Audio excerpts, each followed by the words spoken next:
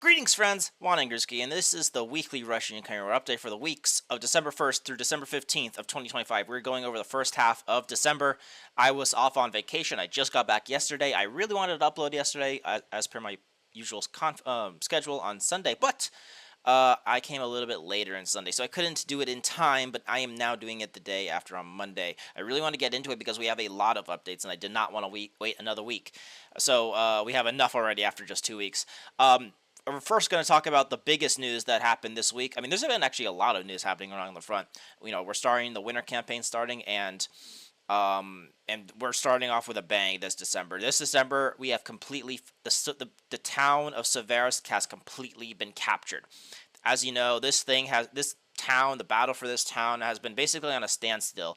Technically not. You could have called this the battle for Bilogorivka because the Russians are basically stuck on between the Luhansk and Donetsk borders for almost 2 years, and once they broke through Bilogorivka earlier this year, around February, I think, is that then the rest of this war battle for this year basically was trying to slowly but surely encompass Seversk from multiple angles, but once they actually entered Seversk, the battle for Seversk itself actually didn't take that long. We talked about starting in November how the Russians started entering Seversk in the south. We started seeing Russian operatives operating in the most southern sections of Seversk. And I'm like, okay, but the Ukrainians have the part of Seversk behind the Bakhmut River. They have this fortified area and the rail line right here. But it seems like once the Russians broke into it, that there was very little battles. It took about a few days, maybe even just a week, before the Russians completely captured this entire area, and the Ukrainians fell back behind the Bakhmut River. But it seems like this didn't save them because the Russians were able to capture it as well. We had multiple flag raising, the Russians raising their flags all over Seversk, and even in the western part, in this area right here, which is just residential areas. And so, yeah, the battle for Seversk, I mean, it was rapid, very rapid. I mean, the Seversk was already choked out on multiple angles, so it seems like maybe they just attacked in all directions and managed to break through, and the Ukrainians were able to stop them. Even worse news, however, is that the Ukrainians have a lot of fortified areas. There's this chalk area right here that because it starts elevating itself at a more higher elevation as you go more westward, and so the Ukrainians could have had the height advantage overlooking Seversk. However, it seems like the Russians are making even more rapid progress in this area because this time the Russians have cleared a bunch of these strong fortified areas like the chalk quarry, this thing right here, these other fortified areas right here. The Russians are slowly but surely taking these strong trench networks near Swatovo Pokrovsk, and not only that, have basically almost captured the entirety of this town. Actually, had geolocation of the Russians being in the school right in this area right here. But so it's pretty certain that the Russians have probably captured this town, especially if they were able to clear out the actual fortified area on the hill on the north of it.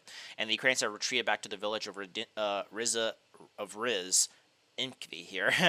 Anyway, same situation in this village. They have a bunch of fortified areas up in the north here, and then it's like a one-way street village.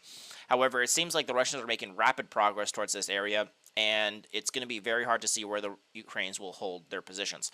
The more fortified positions are around the town of Ray Alexandrivka, Mykolaievka, along the Seversky-Donetsk Canal.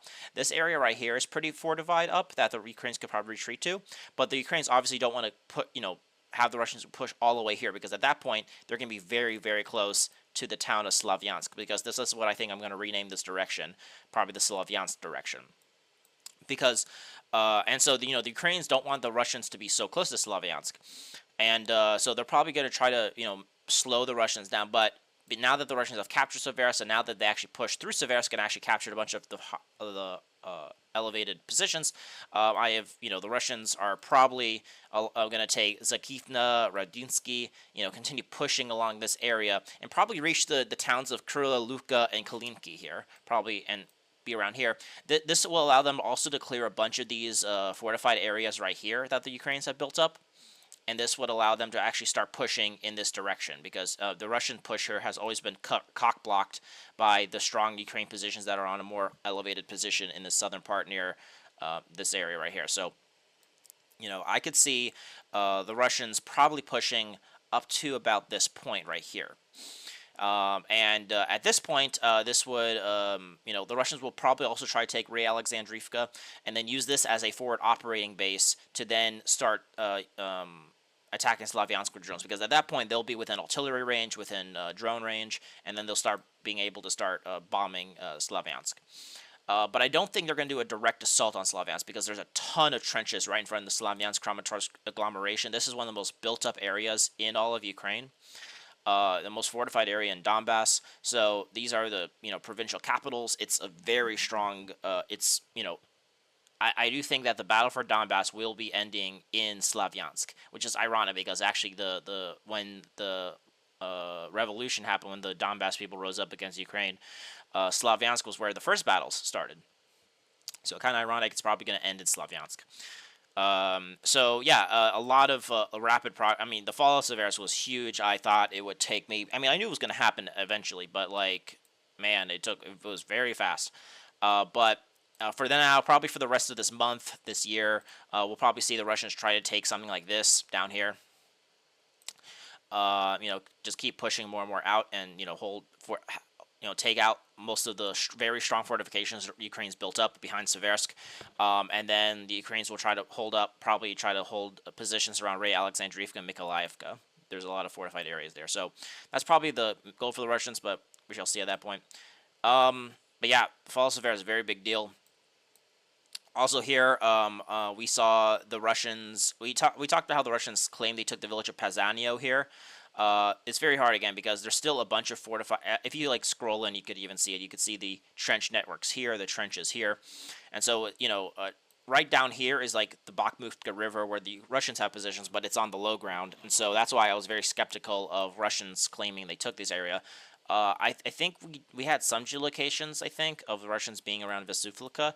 Not sure if they captured this entire village. Maybe it's a gray zone and such, but maybe they took the most fortified area of it. But in any case, this area is a bit more of a question mark, but it will definitely be able to be more secured once the Russians keep securing their northern flanks here and then push down and clear out the Ukrainians from these hills up here. But in any case, we do have some news sources saying that Vesuvlika and Pezanio and these areas are being cleared by the Russians. But the Ukrainians still have positions in these hills up here in the north here that they could definitely kick the Russians out if they so wish. So a bit of a question mark, but it definitely in due time will be taken as well. And also probably I should mention that I'll probably call this part of the Slavyansk direction as well. I'll just call this part of Seversk. Is that the Russians have completely captured the village of Vasilivka. This was kind of a bit of a gray zone area. I think if you scroll down now, you could actually see that it's completely. Yeah, it's very hard because there's not really much, but the Russians have built up positions here because this has been a bit of a static front line. In fact, there was some rumors that the Russians were making a lot of progress here because the Ukrainians blew up a dam around their main positions around these three villages in I think Privilia and flooded a bunch of areas. And you don't want to flood your own position, so you flood it if the Russians are here. So we don't have any proof the Russians were here, but maybe it was the Russians were advancing in these areas, maybe took a wreck of Vasilivka and then they prematurely blew it. So we shall see. But yeah, that's the Seversk direction. The fall of Seversk. Boom. I mean, what else can I say? Boom. Seversk has fallen. Very big gain for the Russians in this first part of December. Now we're going to go to the Lyman direction. They kind of interact with each other because once Lyman's taken, I'm going to just call everything from this area to the very bottom of the Osko River, the Slavyansk direction. So they'll kind of combine soon because they both interact with each other very well. But right now, the Russians are still going to have to go for Lyman. It's been a bit of a slowdown. It seems like the Ukrainians are putting up a lot of fierce resistance. But again, the writing is still on the wall, just like it was for Seversk. The Russians have basically are on it on three sides. They're just slowly but surely trying to crush onto it. And I wouldn't be surprised if Lyman falls, not this year, but maybe with in the very early times of 2026. And then at that point, they'll reach then they'll get Slavyansk from the north here, just as they're going to get Slavyansk from the east with Seversk. The biggest news is that the Russians are very fiercely clashing for the towns of Dubrova and Orozhina here.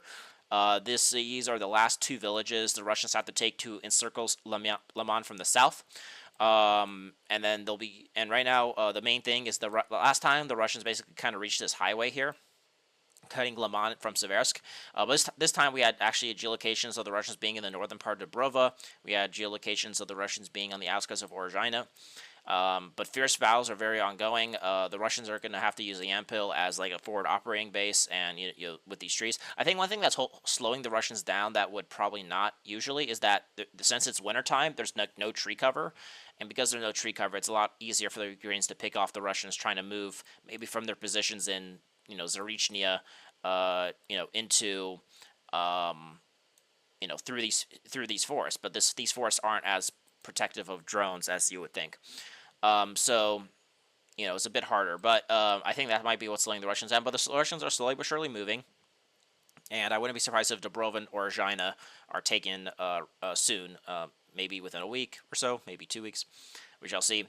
But once they capture this, the Russians will then continuously probably try to enter and try to secure themselves, have some positions in the southern part of Lyman, especially on the northern part of the rail line here, where it's more of a residential area, so the Russians could, it might be easier to storm. Along with this, though, we on the northern part is that we had geolocation of the Ukrainians doing a counterattack and raising their flags in Stavki. So, Russian sources said that was a PR thing. They left afterwards, but in any case, that does prove that Stavki is not it's not like a fortified forward area of the Russians, so the Ukrainians were able to enter it. So, at best for the Russians, it's a gray zone. At worst, maybe the Ukrainians were able to secure themselves. We need more. We only had that one video that happened like 2 weeks ago or so. So we still need to have. We still need to see what's happening in this area here. A bit more to the north here as well. We had more geolocations. Actually, we had geolocation of the Russians being in Yarva. We actually had them being in the street here. So that's why this map, the Syriac shows that this area where the Russians were operating is under Russian control. But it does show that Yarva is, is being infiltrated. So if the Russians get captured, that would be a very big, that would cut off the logistics to the Ukrainians from the north, which is what the Russians are trying to do in Dobrasheva here. We had geolocation of the Russians doing an attack entering it, the most western or the most eastern part of Dobrasheva here. We also had the Russians being in the northern part here. But again, Dobrasheva is the gateway to the northern part of Lyman, where I think, so the Ukrainians are holding on to it as much as they can. But, the Russians are, they're in it, but they're still not able to dislodge the Ukrainians here. It's very hard for them. So we shall see how that develops. And then also we actually had geolocate confirmation of the Russians actually being on the outskirts of Alexandrivka. So now these map updates showing that the Russians are pushing out from here and trying to reach the village of Kotrov Yar and Alexandrivka are true. But I do wonder, like, where will the Russians hold on? There's a bunch of fields between, the main Russian positions in Shenderkovko, Novoselivka, and then, these two villages. So I wonder if there's actually any consolidation going on here. Maybe there's a bunch of trenches here that the Russians were able to take and they're holding up there. But I'm interested to see how that develops here. But anyway, yeah, that's the Lyman direction, and then nothing really in the northern part here. So yeah, the battle for Lyman is, slowly but surely shaping up, kind of going to be like Seversk. Alrighty, now we're going to go to the area in the kind of the Kupyansk direction, the Kharkov direction. And we're actually going to be talking about something that's good for the Ukrainians. So this is where the other big news is happening this week. The biggest news from this area is that, and also for the Russians too, technically in the Kharkov direction, but the biggest news for this week is that the Ukrainians are doing a massive counteroffensive in the Kupyansk direction. Now, as someone who follows mappers, and mappers are saying this themselves, it's very hard. This is kind of the same thing with Pokrovsk. Earlier this year, is that it's very fluid. We don't know a lot of these areas, we don't know if it's 100% Ukrainian control, 50-50, and I would actually reckon to say that probably this entire area, let me scroll up a bit more, that kind of this area here is like very much a very fluid zone, that you could have Ukrainians in this area, but you could also have Russians in this area. It's a very fluid dynamic. It's not like, it's very hard. Now, it's not uniformly fluid. It's not like 50-50 everywhere. There might be areas where it's mostly under Ukrainian control. So, like, for example, a lot of sources are now saying, for example, this is a small village of Sobolovka on the western part of Kupyansk is basically under mostly Ukrainian control. It seems like the Ukrainians were able to save their positions near Asadova and clear the Russians from these forests in the south. But in terms of like the central part of Kupyansk, like kind of like centered around like the border here, around this area, it's like under mostly Russian control. However, once we go past that, like for example, this southern citadel right here, the a lot of this is like a very 50-50 split. There's some sources are saying the Russians are still here, but the Ukrainians are like here as well, and they're battling here. So the citadel in the southern part of Kupyansk is being fought over. But it's very fluid. Same thing happening in these kind of like northern places here. The Ukrainians were able to. We actually had a geolocation of the Ukrainians being in this northern part here. What made this so difficult is that the Ukrainians were able to break through here and cut off the supplies for the Russians from their positions in Dnipropetrovsk here. Again, I talked about this before when we were discussing the Russian operation pushing southwards towards Kupyansk. I was always like, if you guys look at my past videos, I'm like, why don't the Russians, take a bunch of these villages here first before they storm Kupyansk? Because I'm like, if you don't do that, then, you literally, your only supply route is just through these villages right here. Literally, this is it. And your backs are against the Osko River here. But, once the Russians broke into Kupyansk and started taking it during the fall campaign, I'm like, wow, okay, well, it looks like maybe they don't need it, because the Ukrainians are so incompetent. But it seems like the Ukrainians finally realized the situation happening there. They really needed a victory because they're losing everywhere. So they're doing a very good... I mean, the thing is that, almost if you... yes, they had to take troops from various other fronts to create an offensive fist here. But that's not what... the thing is that they were actually able to be successful here because of Russian incompetence here. And also, it doesn't help the Russians actually announce the liberation of Kupyansk when... that wasn't even the case. Even when the Russians were basically mostly in control of the entire West Bank, the Eastern Bank was still being fought over. This kind of southeastern part of Kupyansk was still being fought over. And, it does pull into question, what is the positions of the Russians here and such. So, the thing is now, if the Russians are still in full control of this, like most of the eastern part, it does help with some logistics. As you can see, they have to cross the river here, which is not ideal. But again, it's not completely cut off like it was earlier, so it's a bit more a bit more easier for supply route, but not perfect because you still have to cross a river. So, it's still anyone's game. It depends on if the Russians, go into action here. But it very well could be the case that the Ukrainians take everything on the other side of the Osko River here, and push the Russians back towards Dnipropetrovsk and such. And I wouldn't be surprised if the Russians built up almost no defenses in like these area here. They say they also took the Ukrainians took the village of Kondratyevka here. We don't have any geolocation of actually this northern part here. We do have a lot of geolocations of the Ukrainians being here, so. It could be the case that Kondratyevka has fallen, but we don't have any confirmation of that just yet. But in any case, this area in the southern part of Dnipropetrovsk, I wouldn't be surprised if maybe the Ukrainians continue doing their offensive, and the Russians put everything they had in Kupyansk, and so once the Kupyansk falls, maybe the Ukrainians could push everything up to here. Maybe maybe the Russians have to fall back and have to hold on to Dnipropetrovsk. And eliminate this entire western bank of it. So it depends. But the thing is, so hopefully, I hope the Russians put up a bunch of fortifications in Dnipropetrovsk. This area has been kind of frozen for the last few months, so maybe the Russians built up some positions here. But right now, the battles for Kupyansk and the Ukrainians are battling in the northern part, the southern part. The central part is kind of under Russian control, but again, it's very fluid, very dynamic of Kupyansk. So it's very hard, when there's like a lot of this rapid progress that happens very fast, because all this happened in the last week or two. It's like I can't go slowly like, oh, they took this street this week, or they took this street. It's very rapid, so I'm taking more of a more broader term. So. So I think the main thing is if the Ukrainians could hold on to this northern citadel here, if the Ukrainians could take that, and if the Ukrainians take the southern citadel here, then they'll be able to squeeze the Russians from the center part. So, but again, the Russians could hold. It's very dire for them. It's very bad news for them, but it's not over for them just yet. But again, we'll probably see by the end of this month, by the end of this year, to see if the Russians could hold on to their slice of Kupyansk. But in any case, the Russians have been making some more progress in this area right here.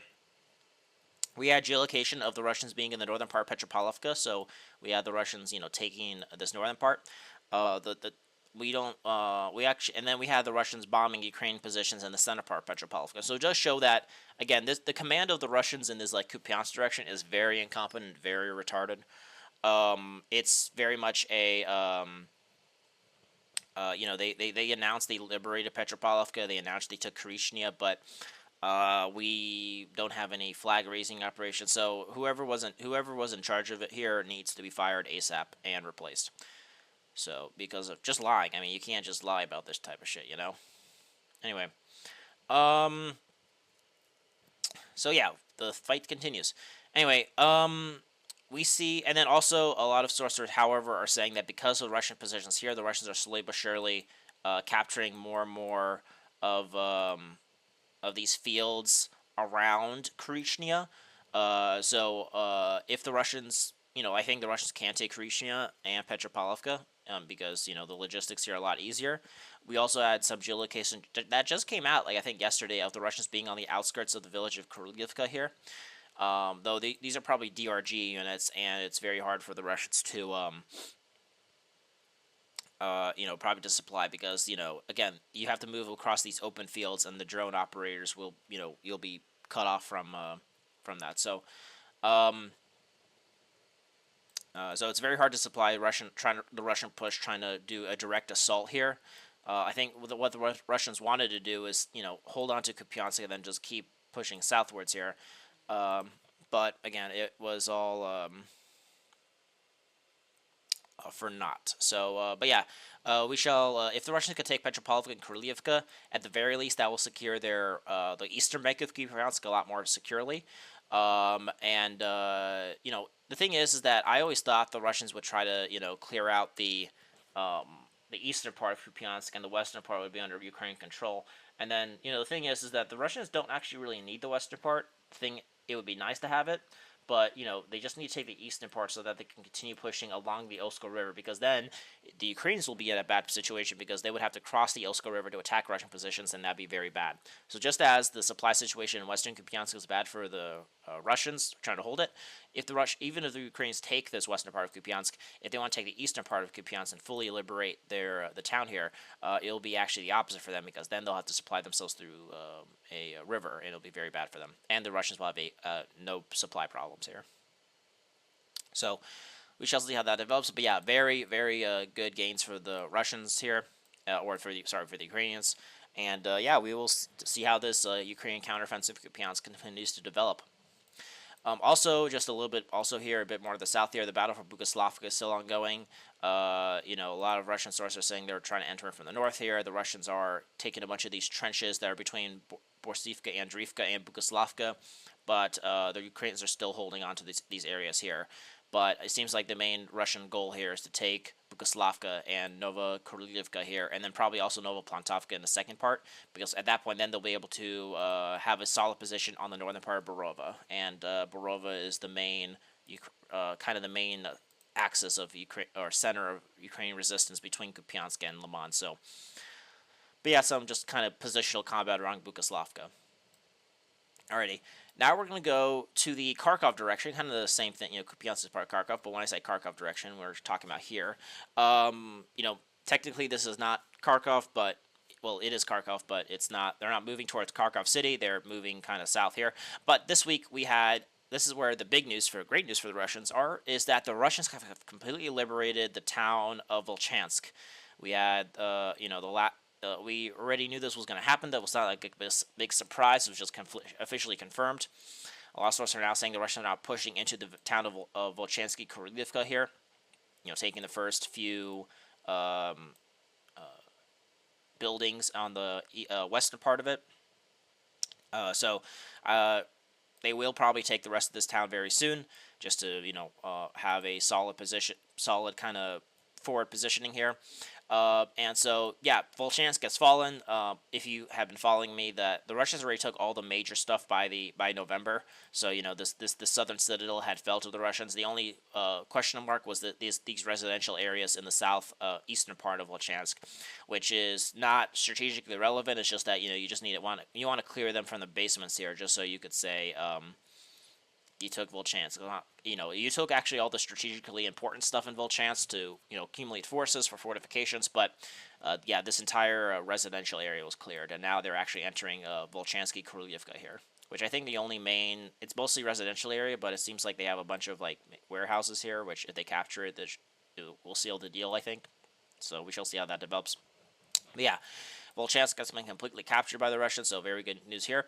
The biggest news, however, is the Russians now pushing southwards here along the Seversk or the Oska River here, and taking more and more of these villages here. The biggest news is the Russians have completely captured the town of Lyman here. So this area was captured by the Russians. We had the Russians enter it, I think, last time, but they completely captured it in these last 2 weeks.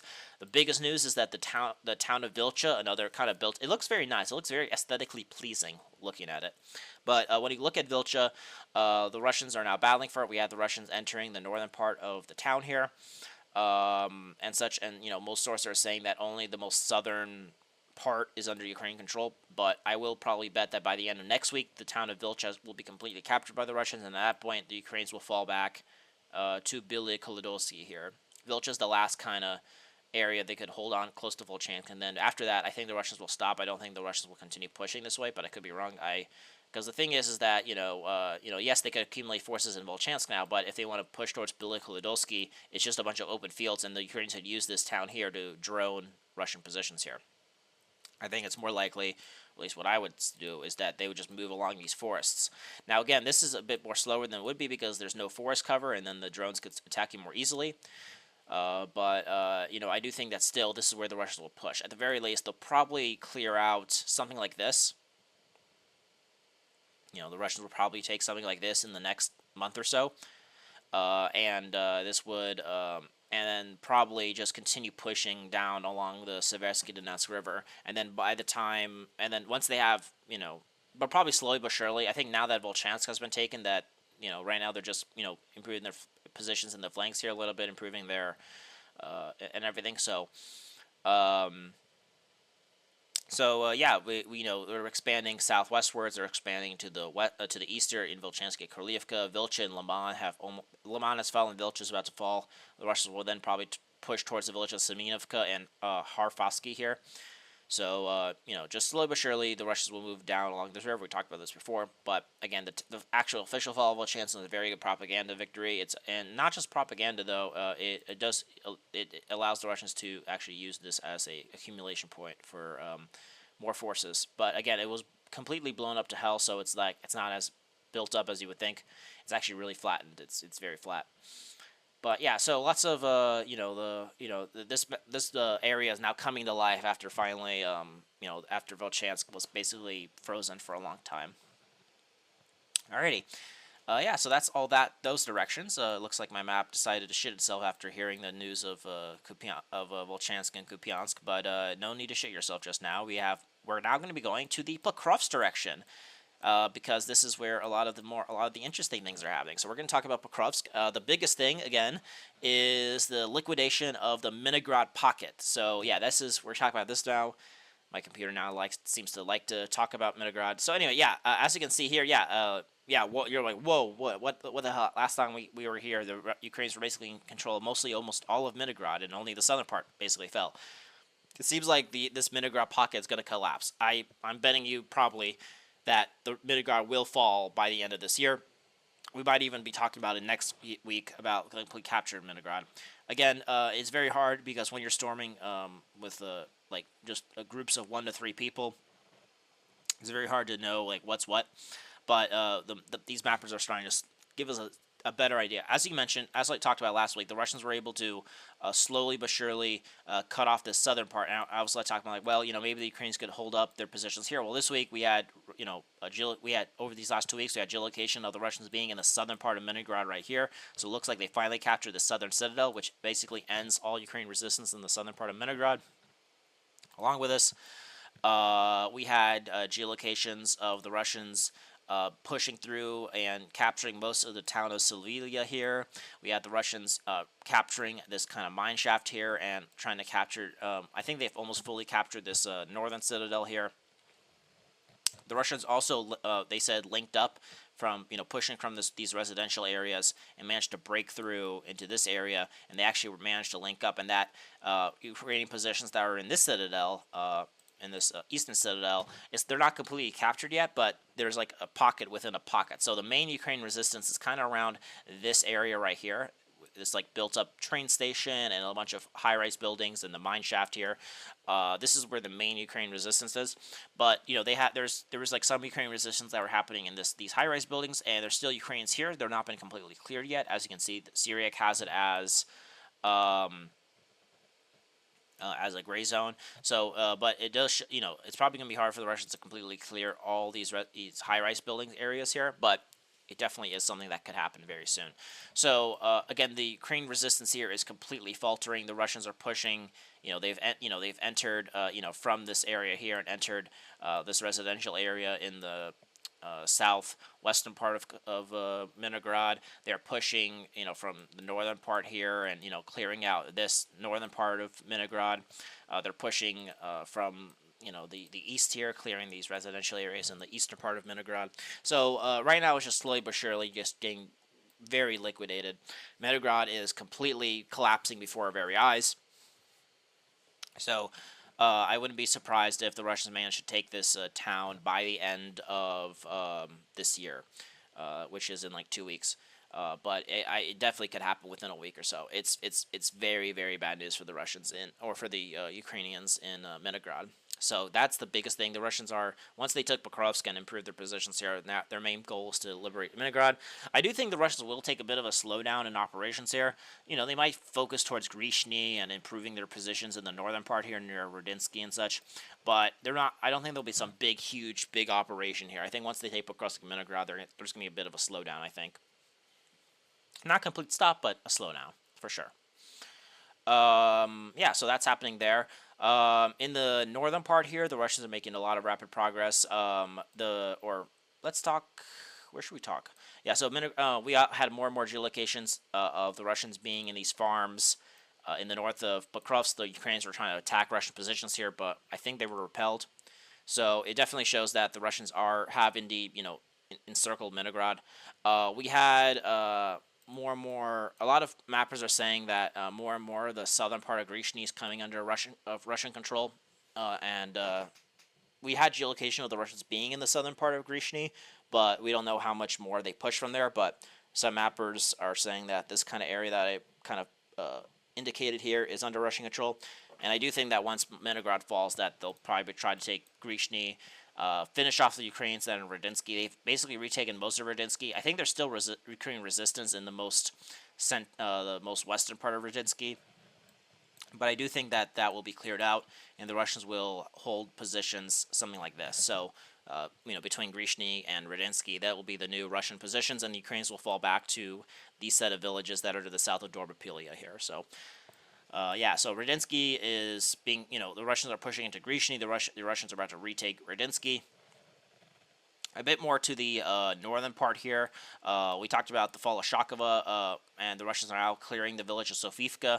We don't know if they've actually managed to completely capture this town yet. I don't think it's been announced yet.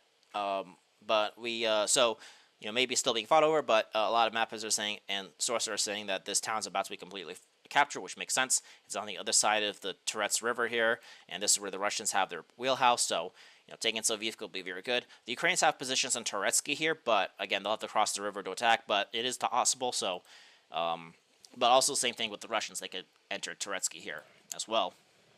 And the Russians are slowly but surely just improving their positions between Shakova and these areas. A lot of pro-Russian sources are saying the village of Novoshakova, Ivanovka, and Dorozhny have been recaptured. I wouldn't be surprised if the Russians continue pushing more further north. And a lot of pro-Russian sources are saying this is already the case, that the Russians are kind of clearing out these areas between this dacha here and these small rivers area here, and that they're pushing the Ukrainians back to Khrushchev Yar. So, we might see something like that happening. The Russians taking something like this, and that at that point that'll be pretty good for the Russians. They might use this as a stepping off point to then maybe retry their Dnipropetrovsk offensive to break through towards Khrushchev Yar and Zolotoye, Kolodovsky, and all that. But it's which they will do. Once they start pushing toward Dnipropetrovsk, they'll do that. But I do think that right now they're probably just regathering their forces and everything, and they're just trying to make their northern defenses a bit more better. So it does seem like the Ukrainians thought they could break through here, but it seems like that offensive has ended. So good job for the Russians there. It seems like they're also retaking everything behind this rail line. So Sushivska and Zatashok have been basically fully recaptured. So. And the Russians are now actually, have completely secured Dorozheny here. Looks like a Serbian name, as I always mention. So, very good gains for the Russians here. The main thing, I think, for the Russians is that they'll probably hold on to positions around this area, and then in the future, this will be where the Russians push. I do think the Russians will then probably push this way towards Turetsky. They'll push towards Kushov Yar, and then try to do what they did before. And create this kind of burgeoning Dnipropetrovsk salient. Try to take everything like this, and then at that point they'll be able to start trying to outflank Dnipropetrovsk from the north here. So I do think this will be when they start pushing towards Dnipropetrovsk next year. This will be where the main Russian push will be, and then the Russians will obviously try to probably sweep across these villages. Probably try to take Blitsky in Pintsers, and then from positions here, probably maybe move along these areas here, and try to capture these set of villages in the south, so they could and as you can see, then at that point, the Russians will try to just slowly but surely start putting the claws around Dnipropetrovsk. So, but that's a time for next year. Also, a bit more to the west here is that the Russians have we have geolocation of the Russians being right on this this most eastern part of the village of Nova Pidora here. So it seems like the Russians are entering this small town in the Dnipropetrovsk Oblast. We don't know if they managed to consolidate here or if battles are still ongoing, but it does show the Russians are entering here. We have the Russian presence here. So if they do capture, it's a very big town actually. If you look down here, a decent sized village. So if they capture it, it'll be a good place to accumulate forces for just protecting their western flank here a little bit more. But yeah, that's the Pokrovsk and Myrnohrad direction. Alrighty, before we leave, we're going to now go to the Konstantinivka direction, because that's just technically just part of the, we don't want to move south before we forget this area. Konstantinivka, there is a lot of interesting things are happening in the Konstantinivka direction, actually. The biggest news is actually kind of coming in the north here. Now, this is more unconfirmed advances, so something to keep in mind here. Now, according to pro-Russian sources, is that the Russians have completely captured the village of Kilinovo, and there's a small village here called Woodstock, or Bezamnanvi, or something like that. Anyway, sources are saying the Russians did some sort of massive big maneuver and managed to reach the rail line here and capture these two villages right here. And then not only that, now they're trying to battle for the village of Verolubivka here, which is actually the main prize, because Verolubivka is actually a built-up town here where they could accumulate forces. Kilinova and Bezami here are not even, like, they don't even really exist. There's like a few buildings here. I actually wouldn't be surprised if that was fake news from the Russian command here. This is under the Kupyansk area falls under the group of forces west, and then this area in Konstantinivka falls under the group of forces south, and those two groups are very notorious for lying a lot. So there's a lot of question marks on what's happening. So I do think it's a bit of a bullshit thing. I think maybe they were able to send a troop here, but then they're like, okay, we sent a troop here, we liberated it, and then that troop either died or that that's it. So I don't think this area is under full Russian control or anything like that. But it does show that the Russians are active here. A lot of maps are saying that the Russians are pushing from Maisky towards these a lot of these areas pushing out west from Maisky. So we just need more proof. Like they took this like a week ago, but we still don't know. We don't have any proof of that just yet. So if we get proof of the Russians getting bombed around this area, then okay, that'd be very big news, because then that shows that the Russians have captured basically everything on the north of this rail line here, and this is very bad news, because this means they're starting to encircle Konstantinivka from the north here. But we just need more proof of that. This northern part of Chasiv Yar is very in flux, so we don't know exactly what happened. Same thing happening here. They took Oreka Vasilivka, but we don't know. the Ukrainians blew up a dam here. So it looks like the Russians are active in this area. They've been calling this kind of the Kramatorsk area because pushing here pushes them toward Kramatorsk. But again, we need more proof because we haven't had any of that just yet. So, but that's something to keep in mind. That's like one of the most interesting things that's happening is that the Russians are active here. I always thought they would do that before, but maybe but they just assaulted Konstantinivka directly. But it seems like now they're actually doing not only have they entered Konstantinivka, they are also now trying to encircle it from multiple angles. So we shall see how that develops. Now, in Konstantinivka itself, there's been a lot of better and better news for the Russians. I've always, this area kind of that's below this highway, it has always been this giant gray zone, but it seems like the Russians are consolidating here more and more. Some source, I don't know if we had geolocation of this, I forgot, but most mappers are saying this like more of this like kind of built up area around that's along the rail line in the southern part of Konstantinivka has been the eastern part has been captured. Also, that these buildings right here have been captured, and that the trenches that are along this highway between Chasiv Yar and Konstantinivka have been captured. So the Russians have a very good positions to put troops here, but I do think this area is a bit more fluid than people would give it credit for. But I know the Russian goal here is to now they have this area right here, they can accumulate a lot of forces. I do think right now we're going to probably see the Russians keep pushing here and take more and more of this area of Konstantinivka. There's some built-up high-rise buildings right here in the center part of Konstantinivka, along with these factory districts here. So the Ukrainians could have forces here. So the center part of Konstantinivka is probably pretty built up, but in terms of the north, this kind of northern part here, they'll probably continue pushing here, and we shall see how that develops. But it looks like there's been some massive progress happening in the southern part of Konstantinivka. I don't think I have any proof of this just yet, but it seems like the Russians are pushing from their positions at Ivanopolia and Pleshivka and have captured a bunch of these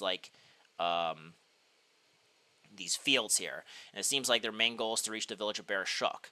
We had some geolocation of the Russians being in these trenches that are to the north of Alexandria Lublunovka here. And it does seem like maybe the main goal here is for the Russians to take the village of Bereshuk, which would be a forward operating base for the Russians to maybe start breaking into the southern part of Konstantinivka. So we shall see how that develops here. But as you can see, this kind of other part of Konstantinivka on the other side of the Kerensky River has a lot of high-rise buildings, has some fortification. So it seems like this is more built up than the northern part, which is just residential areas.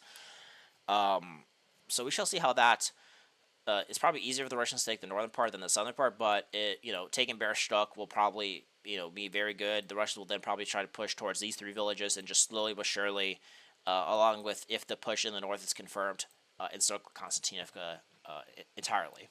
So we shall see how that develops. But yeah, the battle for Konstantinivka is still ongoing, and the Russians are making a lot of good progress here. So yeah, this is another town that will probably fall in the first half of 2026. And that will just be another major Donbass city that falls to the Russians. So we shall see how that develops. Alrighty. Now we're going to go to the Huliaipole, and Dnipropetrovsk direction. This area is a lot of major things are happening in this direction. And let's talk about them. The biggest news is the battle for Huliaipole, and we talked about how the Russians began this, started entering the most, the eastern part, the most eastern outskirts, the northern outskirts at the end of November. But in these last 2 weeks, we had much more progress. This week, basically, the Russians have been confirmed to take everything that's on the other side of the Hansha River right here. So the Huliaipole is split in half by the river, and everything that's to the north of this river has been taken by the Russians. Along with this, though, the Ukrainians can okay, this I was expecting that, but I thought maybe the Ukrainians could use the more built-up central part of Huliaipole to hold off the Russians. But that's not what happened. The Russians actually have managed to cross the Hansha River, and we actually had geolocation of the Russians being in the center part of Huliaipole, being in these these buildings that are in the center part. We also had the Russians being in the eastern part of Huliaipole, which is also a residential area, so it probably was easier for the Russians to break through here, probably from their positions in the south near Mariupol. And so these this area right here has been cleared by the Russians. Now I don't know if they completely cleared this entire eastern part just yet. We don't. But before I started recording this morning, we actually had geolocation of the Russians being in the southern part of Huliaipole right here. So I wouldn't be surprised if the Russians actually take everything that's in this eastern part of Huliaipole, just as they took the northern part, and then the main battles will be for the center part of Huliaipole. But it does seem like the defenses of Huliaipole are rapidly collapsing. It's very possible they take Huliaipole by the end of the year, though it is it's not a given like it is for like it was before in for other places like Myrnohrad. But Huliaipole is definitely something that the Russians are breaking into. Taking Huliaipole will be very good news for the Russians because then they'll have a position on the other side of the Hansha River. And then the main thing is the Russians will then move towards the village of Zaporizhia here and try to take it.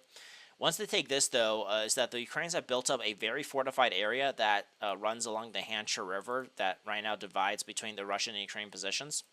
And then after that, it goes down towards in Zalishnia here. So once the Russians take this area right here in Huliaipole, they could accumulate forces, but then they'll have to make some sort of puncture, which is right now they're testing Ukrainian positions here. They have to make some sort of puncture here. Ukraine sent a bunch of reinforcements in this direction, so they're able to like hold the line in certain areas.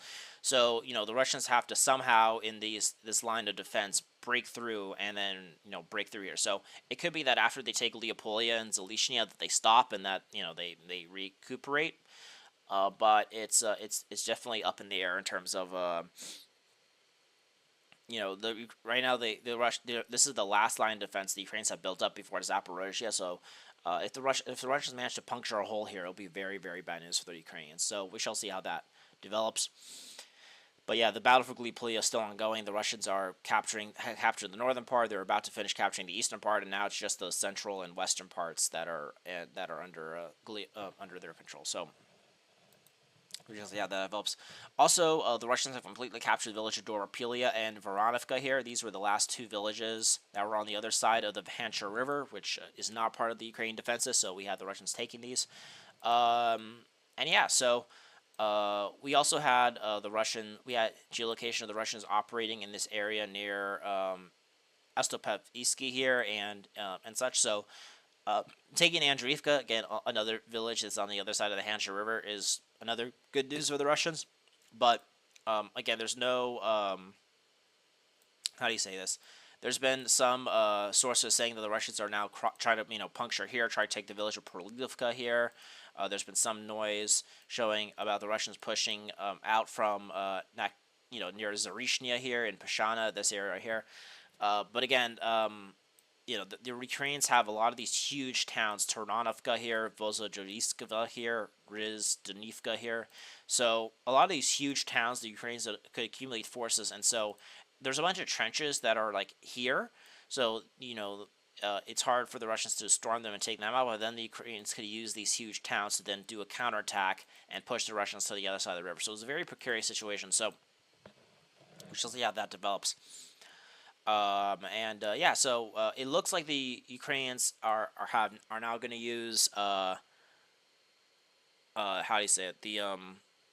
This Zaporizhia defense. I call it the Ternonovka defense line here. It goes from Ternonovka down towards Zalishnia here, so this area right here.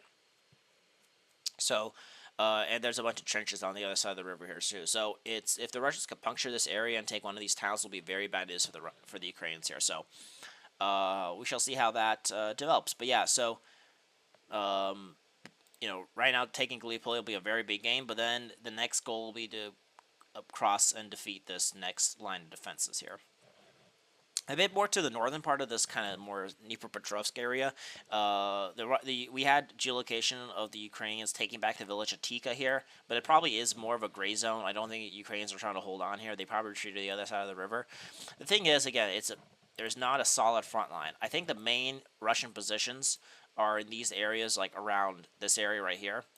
A bit more north, in this near Rovapilia as well. But these villages that are the north here, like Nova Alexandrivka, Oleksivka, Verdanova, is more of like a temporary. I don't think there's like a strong Russian contingent holding on to like Guy or Alexandrivka. But again, I don't think there's any Ukrainian positions. I think Ukrainians in these there's no Ukrainians in these fields. I do think they're on the other side of the Volchka River, so they don't want to cross it and then have bad logistics, and they could there's no real strategic importance for the Ukrainians trying to enter Alexivka, Nova Alexandrivka, because it's just there's no reason for them to hold these positions. So there's like a bit of a fluid gray zone between the Volchka River and the main probably Russian positions that are here around this area. So these kind of line of villages right here is probably they're probably like one or two Russian soldiers here, or maybe not at all. Maybe it's just under mostly Russian influence, but it's not like there's some solid line of defense between these four villages. If the Ukrainians want to do some sort of counterattack and maybe lose a lot of troops, they could enter these four villages right here. But I do think that holding on to them is another matter, and they'll probably be destroyed. So that's probably why they don't do it. They just want to hold on to their positions in Pokrovsk and Velika. So that's why they probably were able to take Batika, because that's just a lot more closer to their lines. But it's probably a lot more fluid in this northern part than we might give it credit for. But I do think the way this map has been updated is probably good enough, because it's probably under mostly Russian influence, you could say. A bit more here. The biggest news is that the battle for Ivanovka and Novopalovka is still ongoing. We talked in the last 2 weeks. There was a massive Ukrainian counterattack that had the them entering Ivanovka, and we're trying to bomb Russian positions. But then we had geolocation of the Russians still being here, so it's very fluid. Ivanovka has not fallen. The Ukrainians are trying to destroy the bridgehead. The Ukrainians said they did, but we had evidence showing that the Russians are still here. So it's very much back and forth. So it's actually been kind of quiet these last few days. So I don't know what the status of the battle for Ivanovka is yet. Have the Russians reclaimed it? Have the Ukrainians actually kicked the Russians out from this entire area back to Zelena High? We don't know. So, but yeah, the battle for Ivanovka is another area the Ukrainians did a counterattack on, and is now contesting Ivanovka. So it's not as secure as we thought it was. Which makes sense, because it was on the other side of the Volchka River, so it was probably very hard to secure to supply in the first place. Along with Novopalovka, a lot of sources are saying that the Russians have been kicked back to the southern part of Novopalovka, and then the northern part is still under Ukrainian control. Doesn't make sense, because again, split in half by a river, and each side, it's easier to supply the Russians in the southern part, and it's easier for the Ukrainians to supply themselves in the north. So that might be the case. So the big news is that about this more northern part of Novopalovka right here. We don't know if the Ukrainians are still here or not. So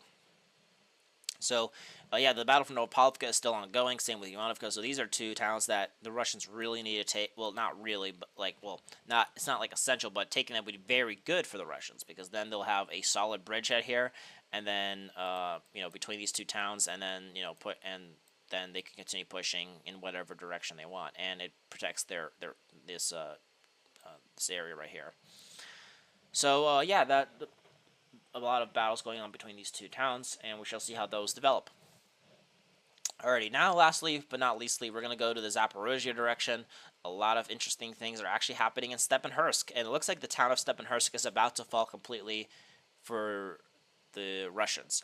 The Russians made last time we talked about, the Russians were right on the outskirts of Stepanhersk, and maybe they had some positions in the southern part of Primorska, but that's it. But it seems like they made a lot of rapid progress. It seems like they pushed through here and are now entering the solar farm here, or this whatever the fuck this built up area here is. They managed to push through here and capture these trenches that are in the north here, and actually managed to encircle. Some Russian sources are saying that they encircled the Ukrainians that are holding up in this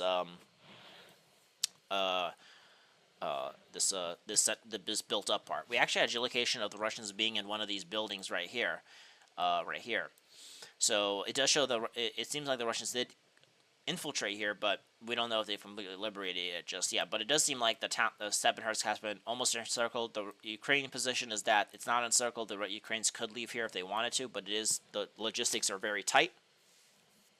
So it does seem like Stepanhersk is about to fall, and if it does fall, it'll be very big news for the Russians. It would be another town on the way towards Zaporizhia itself. Along with this, the Russians have captured a bunch of these fields that are between Stepanhursk and Stepova. This area right here has also been captured by the Russians in this last week. And it seems like the main goal for the Russians is that once they take Stepanhursk, they're going to start pushing here towards the village of Luka Nosivska here. And my guess is that Russians will continue pushing north towards Primorska, towards this giant canal here, the Kanovka River. And because it's so huge, they'll be able to actually have this as a natural